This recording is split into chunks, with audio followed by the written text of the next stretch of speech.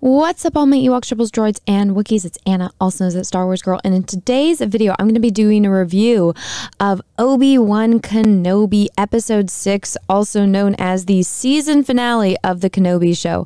Now, this video is going to be full of spoilers. If you don't want any spoilers, don't watch this video until after you've watched the episode. Once you've watched the episode, come back and watch this video. All right, now that the disclaimer is out of the way, let's start talking about this episode.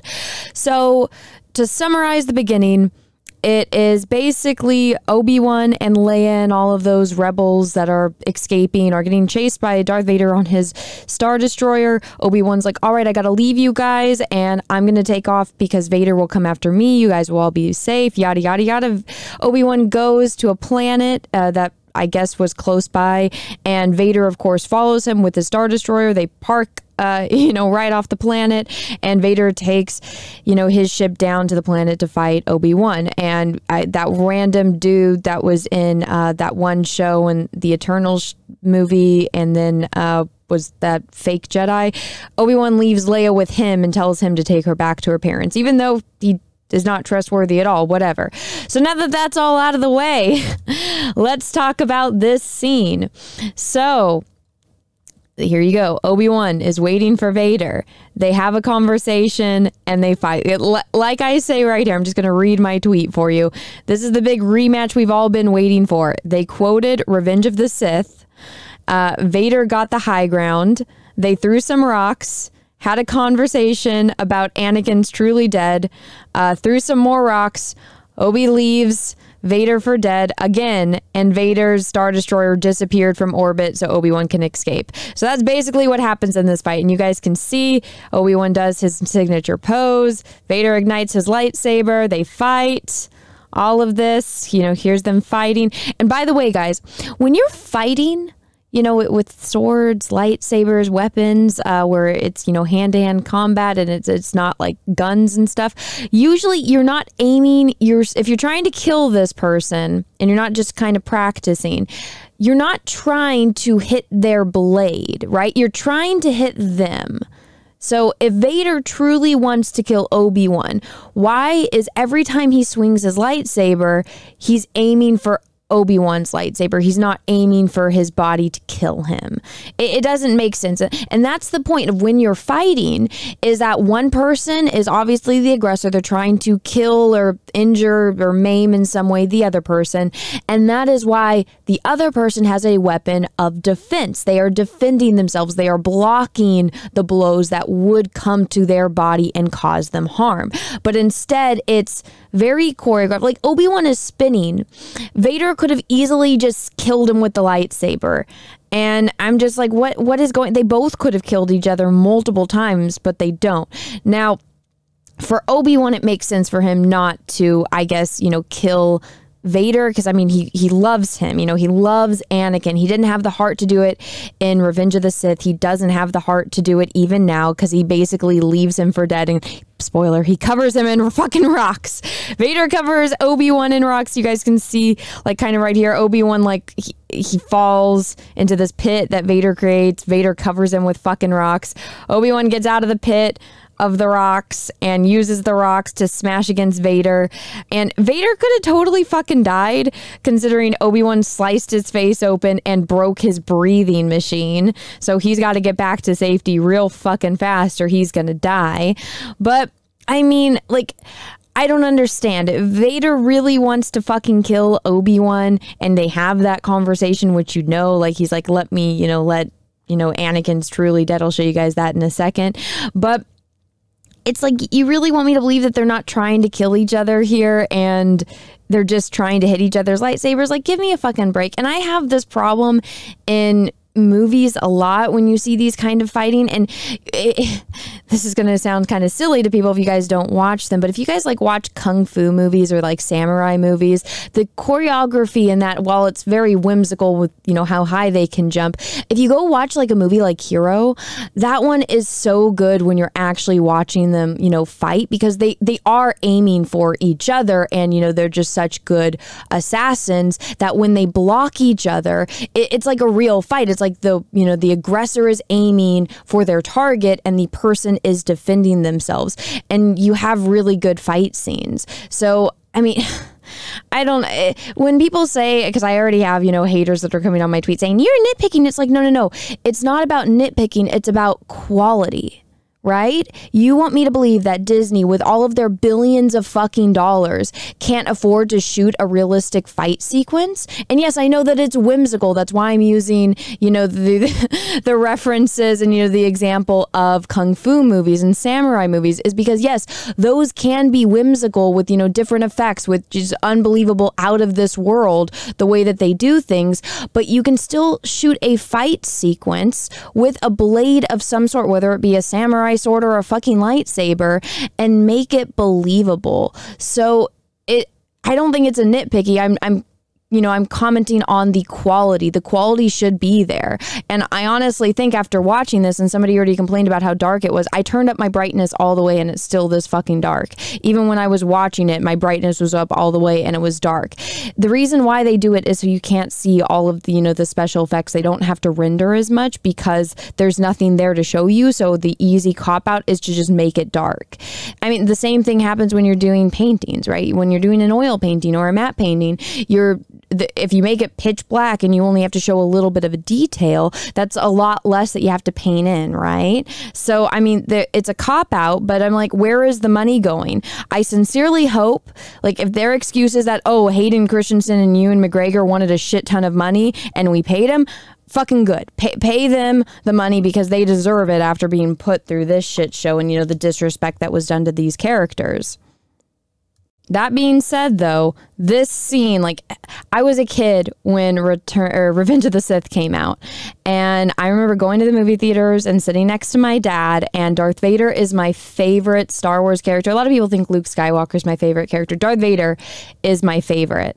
And this scene, like I say here in my tweet, Hayden and Ewan did a good job. You can feel the emotion there, but aside from this convo, it was very underwhelming.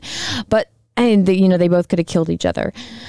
But I mean, Hayden did such a good job, and you get to hear his voice. Like, it's cool the way that they did it, where you can hear Hayden and his, voice box is malfunctioning because it's damaged, and it switches between Hayden's voice, James Earl Jones' voice, and then like a sonic, where it's messed up, where the voice box is broken. So it's a different type of like voice.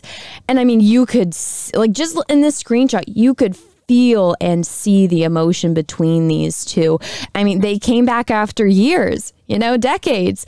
It's these two actors coming back and they're getting to have that, rematch scene. You could feel it here. And I don't think Disney can take credit for this at all. It's Ewan and Hayden that get the credit for this. It's them. If you had different actors, this scene wouldn't feel the same way. You wouldn't get that kick in your gut that you can, right? It's all them. It's these two actors that filmed those 3 movies together, that played those characters, that the last time that these two characters would have, actually canonically seen each other was after that fight, but Disney went and fucked it up in earlier episodes, and it's them now. It's Obi-Wan like, I failed you, Anakin. I have failed you. You were my brother, Anakin. I loved you. I failed you. And then, Anakin going back, I am not your failure, Obi-Wan. You didn't kill Anakin Skywalker. I did. And that moment, like that, this scene couldn't have worked if Ewan and Hayden hadn't have come back. And this one did get me in the feels a little bit.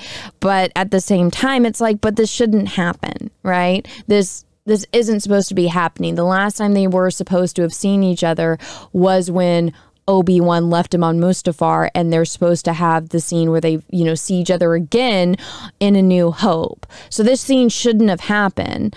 It does get me in the feels because I'm emotionally invested in this. I love Star Wars. It's been such a huge part of my life. And the little kid in me that, grew up with Star Wars, that went to the theater and saw Revenge of the Sith with my dad, it got me in the fucking feels, and the only reason it did was because of Ewan and Hayden. And I think a lot of people are, you know, feel that same way as I do, because they knew exactly what they were doing here in this specific moment. I mean, they even started the fight with Ewan and Hayden reciting the exact same lines that they said right before their big fight on Mustafar in Revenge of the Sith. So they have one moment in an entire show that cost millions of dollars per episode. And I looked this up. The Mandalorian, because somebody was giving me shit. They're like, Anna, this show doesn't have as big of a budget as The Mandalorian. I'm like, are you fucking stupid?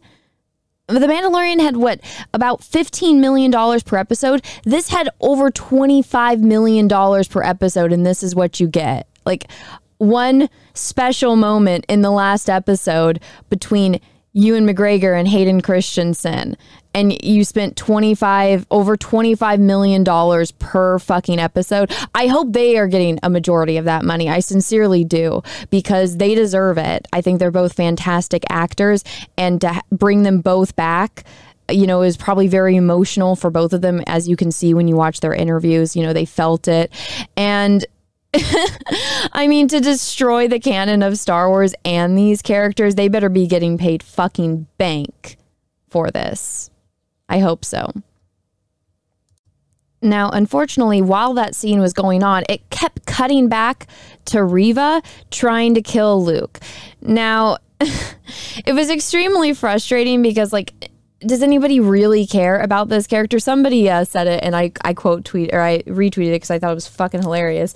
And it's like, she doesn't even hold a candle to Jar Jar. I was like, oh my God, it's so fucking true. When a character makes you miss Jar Jar, you know you have a pretty shit character.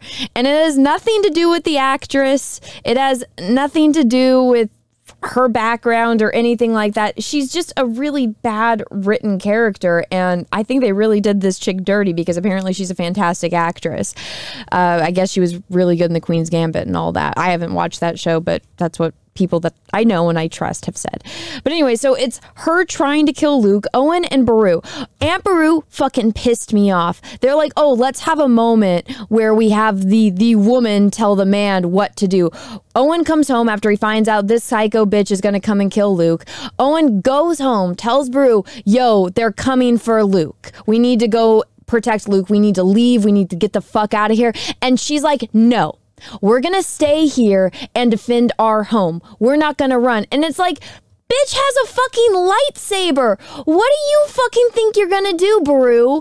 And so instead of taking off and going to a place where she can't fucking find them, Owen listens to his wife instead of saying, no, bitch, you're being fucking stupid. Let's get the fuck out of here and let's go somewhere to a place where she will not be able to fucking find Luke.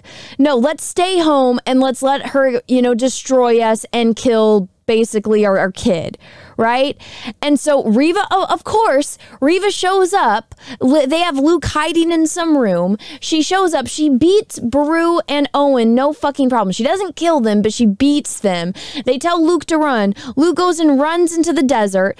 She uses her force to, you know, get him, and he falls down, hits his head on some rocks, and when she's about to kill him, she sees herself as a Padawan, and she's like, I can't be like Vader, which she wanted to do. She wanted to kill Anakin's son to get revenge on Anakin killing all the younglings. And then right before she's about to kill Luke, she's like, oh no, I see myself as a little girl. I can't do this. I can't kill Luke. And she starts crying and then brings back unconscious Luke to Owen and Beru. And while this is going on, Obi-Wan finished his fight with Vader. He's in the ship, and the Star Destroyer that was there in orbit just magically disappeared so he can fly back. So he can get off completely fine, and he gets off the planet, has no kind of bad guys waiting for him of any kind, because again, everyone in the show is fucking competent, and he escapes. He fills Luke is in danger from across the galaxy, and he gets there while this is going on, like within minutes. And I'm like, how close was he to fucking Tatooine? Isn't Tatooine an outer fucking rim planet, and they were on their way to fucking Alderaan? Like, they're not very close. Remember how long it took Han Solo and Luke and Obi-Wan to get from Tatooine to Alderaan in the first fucking movie, and they didn't get there in time for the Death Star blew it up. And, you know, it actually taking time to travel through fucking hyperspace saved them from getting blown up. Remember? Well, they also had to, you know, make a stop at the Death Star and save Leia and all of that fun stuff. But still, it takes time for them to get from point A to point fucking B, right? And I mean, they get there, it's destroyed, they stop and they save Leia, and then they have to get from the Death Star after rescuing Leia to fucking Yavin. It takes fucking time to travel, but apparently Obi-Wan got some Star Trek beaming technology or some Stargate technology where he just went through a fucking porthole and got from one side of the galaxy to the other in time to show up for Reva bringing back Luke to Owen and Beru, and then he has a conversation with Reva. Reva also didn't die by getting stabbed by Darth Vader's lightsaber, and she has a conversation with Obi-Wan about, you know, oh, she's like, I failed all the younglings that died alongside me. And it's like they have a you redeemed yourself conversation, and then that scene cuts and we don't know what the fuck happened to Reva. So like I say here, Disney Plus series incoming, cough cough for Reva. I'm calling it now.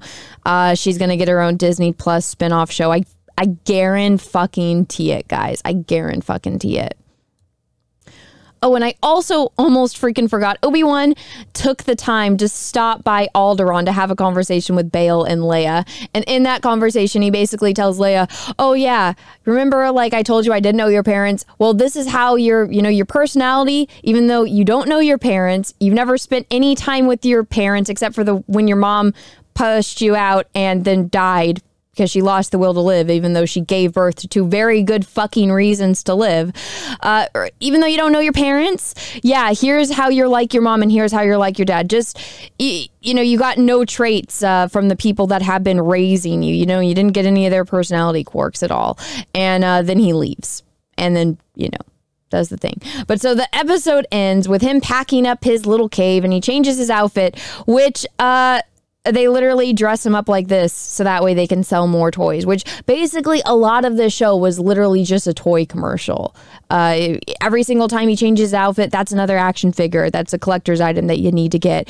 And so they paid an homage to this look where it's, you know, Obi-Wan in the desert on Tatooine, not being a Jedi, but being old Ben Kenobi that's watching over Luke from a distance. So they made Ewan McGregor dress up like this, which, I mean, I'm fine with that because this is, you know, I feel like a lot of people like this look and like this figure, like disgruntled Obi-Wan on Tatooine. I'm fine with it because now we get Ewan and just not, you know, the young Obi-Wan doing it. But I mean, again, it's just Disney trying to sell you something. But I mean, that is Disney at this point, so whatever. And so he says the iconic line, hello there, because he's finally meeting Luke for the first time, because apparently he's had, oh, spoiler, he's had no interaction with young Luke, I guess.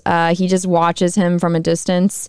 And so he says hello there, which, you know, I feel like they were, if this was in a theater, everyone would be like, oh my God, he said hello there again. Just like Obi-Wan says, and just like he said before to, you know, to Grievous and all of that. But he said it again, yay! And then he gives Luke the toy and then takes off into the desert. And then Qui-Gon shows up!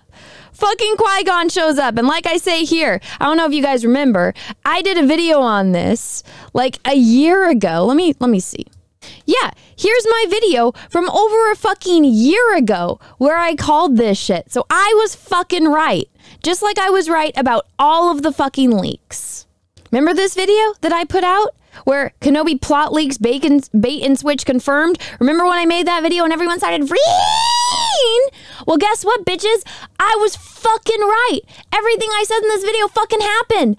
I was fucking right. I was fucking right in this video. I was fucking right in this video. I was right in this video about Princess fucking Leia coming back and all of that. I was fucking right. So everyone about this, fuck you. Okay, I just had to get that out of my system. But yeah, the episode ends with Obi-Wan talking to Qui-Gon, and Qui-Gon is like, it took you so long, basically, you know, for him to heal and all of that, to be able to be ready to be trained by Qui-Gon. And then Obi-Wan goes into the mountains with Force Ghost Qui-Gon, and Obi-Wan was like, I've been waiting for you for so long, Master. And he's like, yeah, bitch, I was waiting for you to get over your fifis. And then they're gonna go train him. So at a Star Wars Celebration, Ewan McGregor, when he was saying goodbye to everyone, he's like, I can't wait for you guys all to watch, you know, these episodes. Actually, I'm just gonna play the clip. Thank you so much. Thank you so much. It was amazing watching the first 2 episodes with you the other night. I hope you love episode 3 and then 4 and 5 and 6 and 7 and 8 and 9 and 10. Woo! Okay, now that you've seen that, you don't have to agree with me. That was him basically confirming that there's going to be a season 2, but I think that that was basically him confirming that there's going to be a season 2, which would be him going off and training with Qui-Gon in the desert, and probably Vader and the Emperor doing shit on the sidelines. And heck, maybe we'll actually get to see a little bit of Luke, and then I don't know what the hell Leia's going to be doing. But I mean, I feel like I'm one of those few people, or maybe not a few people, but maybe a part of the large majority of people that wouldn't fucking mind just it being Obi-Wan learning the ways of the Force in the fucking desert. And if you want to argue with me on this, some people thought that Castaway would be a boring movie. Some people thought The Island of Blue Dolphins would be a fucking boring story. But guess what? That shit can actually be fucking interesting when you have just a solo person off learning the ways of something, or learning how to survive in some way, shape, and form. That's fucking interesting, and I think that if they had the right fucking writers, it could be a good job. Bring back Katie Lucas. She is fantastic. She's great. My favorite episodes of the Clone Wars were written by Katie Lucas, and then you can say, oh, look, we have George Lucas's daughter. They can also play that whole, oh, it's a whammon thing like they tried to play with Deborah Chow and all of that. I just want this to be good, guys. I fucking love Star Wars, and I hate the way that it's become. Like, why? When you could make something so absolutely incredible that could change the world, like George Lucas did, why would you make something that's just mediocre? Like, I don't get it. You want to know why George Lucas became a billionaire off of the toys? Is because kids loved Star Wars. They loved Luke Skywalker. They loved Han Solo. They loved Darth Vader, and they wanted to play with those toys of those characters. If you make something that, you know, is incredible, that it can change the world, that people love, then guess what? People will buy it and you will make the money. I don't know why Disney doesn't understand that. They're just like, no, let's just make something that way you can make toys off of, because people will buy it. It's like, no. The reason why things are hits are because there is that, you know, love and that care and that intelligence behind the writing and the creation of that thing. That's why Frozen, you know, you don't have to like Frozen, but the people that wrote that song, Let It Go, it was a husband and wife, and they poured their heart and soul into that.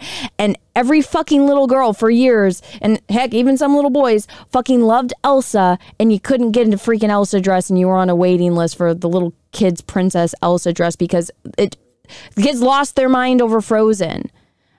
All the kids back in the 1970s and 80s lost their minds over Star Wars. You want to make something good, you have to put the work in, and you have to put your heart and soul in it, and you have to put the intelligence behind the writing. Not just, hey, let's throw this at them because they're dumb Star Wars fans and they'll just buy anything. No, you got to respect the characters. You got to respect the universe that you're in.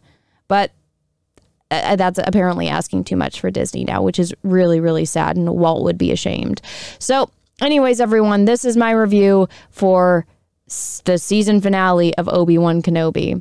Let me know what you guys think about all of it in the comment section below. If you guys liked this video, please smash the like button. If you didn't, that's okay too. Thank you so much for watching this far through. And if you guys like my channel, my content, maybe take a minute and smash that subscribe button and ring the bell for notifications. Make sure that that bell is set to all, that we actually get notifications when I do other videos and live streams. Also, guys, my channel is hardcore shadow banned by YouTube, so every single like, comment, and share really, really helps. It doesn't matter how big or small your platform platform is every single share and like really helps with me in the algorithm. So if you guys don't mind doing that, I would sincerely appreciate it. And until next time, everyone, I hope you guys all have a great rest of your day, morning, evening, afternoon, wherever you are in the world. And may the force be with you, because we are really going to need it. Bye, everyone. Also, guys, I have a Twitch channel where I play video games like Elden Ring and KOTOR, as well as an Instagram where I post photos from my recent cosplay escapades. If you guys aren't following me on either of those, go do so now. The link is in the description of this video. And if you're interested in purchasing some prints of my art or stickers or bookmarks and stuff like that, any kind of merchandise that I make based on the stuff that I paint, you guys can go over to my Etsy. It's The Art of Anna, TSWG. Everything, again, that I've showed you will be linked down below in the description of this video. Thank you so much, everyone. I hope you guys have a great rest of your day. Bye-bye.